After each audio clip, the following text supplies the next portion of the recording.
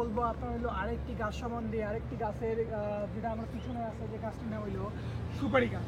এই সুপারি গাছে কিছু কিছু রোগ হয়, হ্যাঁ, এই সবগুলো কী রোগ এবং কী কী ওই রোগগুলো হবে, তখন আপনারা কীভাবে চিনতে পারবেন যে এই রোগ হচ্ছে, সেটাই বলবো। এবং সেগুলোর প্রতিকার এখন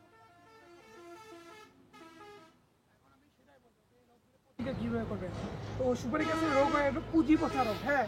তো এই কুঁজি পচা রোগের প্রতিকার কীভাবে করবেন সেটা হলো আপনার রোগের লক্ষণ প্রকাশ পাওয়া মাত্রই আপনাদের কী করতে হবে, আক্রান্ত স্থানে বেছে ক্ষতিগ্রস্ত টিস্যু পরিষ্কার করে বর্ধ পেস্ট দ্বারা ক্ষতিগ্রস্ত স্থান ব্যান্ডেজ করে দিতে হবে। তো প্রতিরোধকমূলক ব্যবস্থা হিসেবে পাতা ও মোছায় পর্দা মিক্সার অথবা 1.5% কুপ্রাবিট 15 থেকে 20 দিন অন্তর 3 থেকে 4 বার স্প্রে করবেন।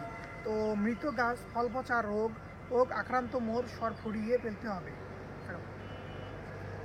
কি করবেন, 1% বোরডা মিক্সার অথবা 1.5% কুপ্রাবিট 15 থেকে 20 দিন অন্তর 3 থেকে 4 বার স্প্রে করবেন।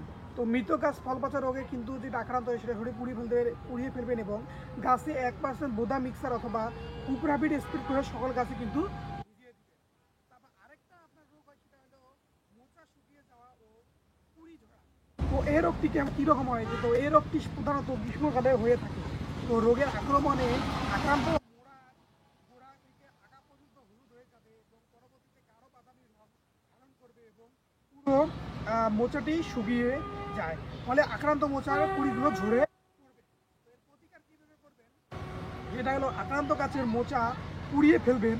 তো রোগের লক্ষণ দেখা দিলেই ডাইথেন M45 অথবা নইট নামক ছত্রাকনাশক প্রতি লিটার পানিতে 1 চা চামচ হিসেবে কাছে মোনা বের হলেই 15 দিন পর পর 4 থেকে 5 বার স্প্রে করবে। তো এইগুলো আর কি করলে আপনাদের গাছটি খুব মানে এইগুলো রোগের এবং এইরকম যদি দেখা দিবে যখন, তখন এইভাবে যদি আপনারা কাজগুলো করেন, মানে ওষুধগুলো স্প্রে করেন, তাহলে আপনার গাছ খুব তাড়াতাড়ি আর কি বেড়ে উঠবে। তো একটা সুস্থ গাছ কীরকম বেড়ে উঠে দেখেন, আমরা এটা হয়েছিল এই গাছটা দেখাও একটু। এই গাছটি এভাবে স্প্রে করার পর দেখেন এখানে একটা কোনো রোগ নেই,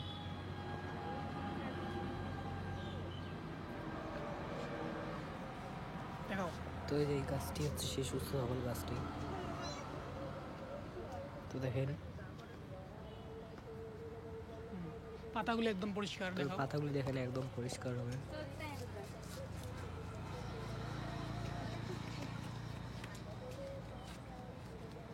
তো দেখেন এই যে এটি হচ্ছে সেই সুস্থ সবল গাছ।